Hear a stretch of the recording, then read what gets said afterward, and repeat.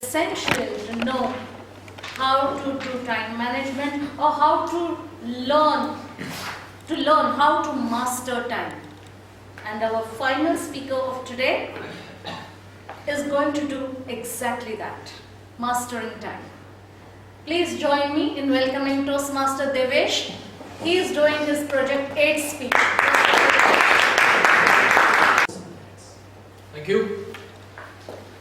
Can you control time?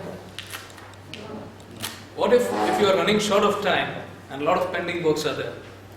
Can you press the pause button?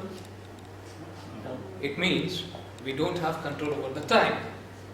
But the good news is we can master it. How? By organizing our activities and ensuring that everything falls within the bracket of time. And that is what called the time management. But there are certain steps to it. What are those steps? Step number 1 says that first prepare the master list of the task you intend to accomplish. Depending on the workload, the size of the list may vary from few to really exhaustive one. But the key here is to monitor the length of the list. If it is too bulky, we have to include the no bacteria, right? As one of the speakers said. It is time to say no until you finish the existing task and then create some space for the new one.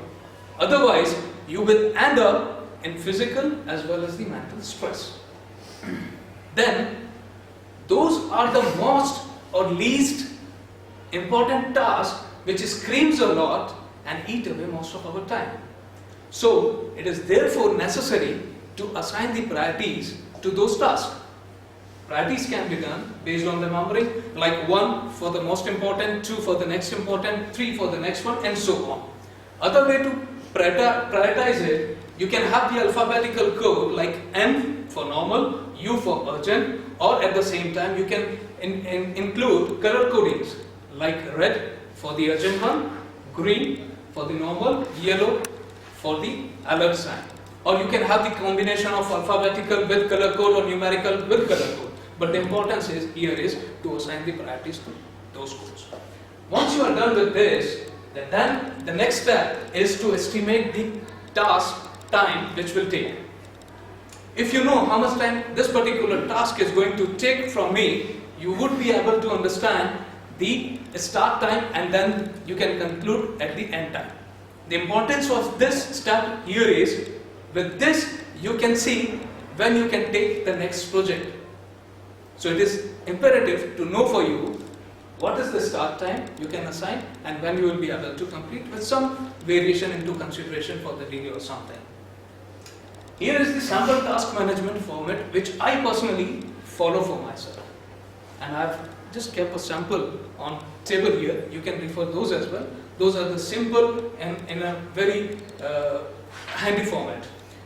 If you look here, it's a job description. Then color coding, priority code. So in priority code you can notice that 2 kinds of coding has been done. One the color code and the other alphabetical code, right? And U for the urgent.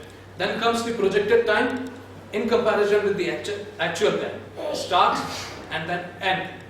And you compare it with the projected and the actual time.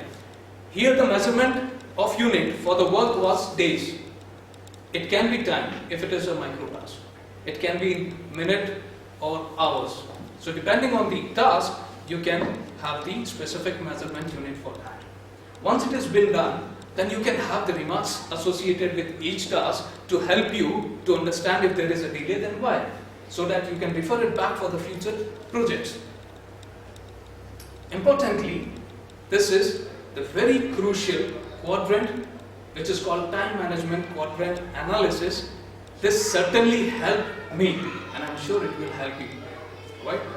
If you look at this, there are 2 variables. On x-axis, the variable is urgency, whereas on the y-axis, it is importance.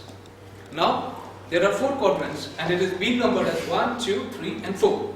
If you look at the quadrant, number 1 and number 4 are the urgent one. Number 3 and number 2 are the non-urgent one. Similarly, 1 and 2 are important, whereas 3 and 4 are for non-important tasks. Now based on these 2 parameters, you can plot your task against the quadrant. And there is, beneath, there is a suggested action plan to it. For an example, if you refer quadrant number 1, you can see it is urgent as well as important. And the action plan is do it now.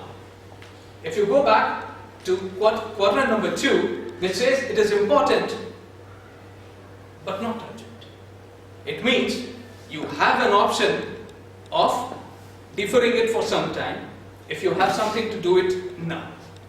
In quadrant number 3, not important, not urgent, dump it. And surprisingly, my friends, these are the quadrants where we stuck a lot, which eat away most of our time. Now, if you know a particular task falls in this quadrant and I have to dump it now, it will help you to get it out of your focus and involve yourself into some important task. In quadrant number 4, it is urgent but not important. So you can delegate it if you are a boss. Otherwise, do it yourself. Right? So these are the 4 quadrants which might help you in your time management. Let's quickly look at time management analogy. What this analogy says. If you look at the picture, there is a jar and there are different sizes of balls into the jar. The bigger size indicates the major and the important task, whereas the smaller indicates the secondary as well as least important task. Now going back to the same picture, looking at the picture, can you feel that if there is any space in the jar? Yes? Yes. So you can fill with those, you can fill some sand with those space. Now imagine you have filled up the sand there. Now after you filled it up till the top with sand, is there any space further available? Yes. Yes, for what? Water. Absolutely right, for water.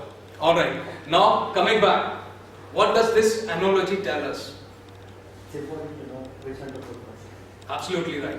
We have a brilliant audience here. So it suggests us what to do, what to put first.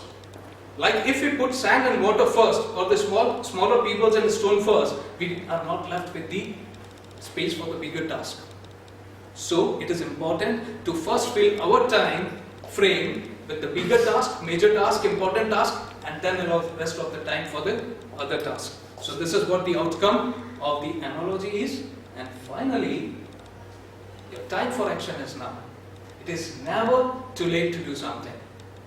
You start mastering your time, or time will start mastering. Thank you.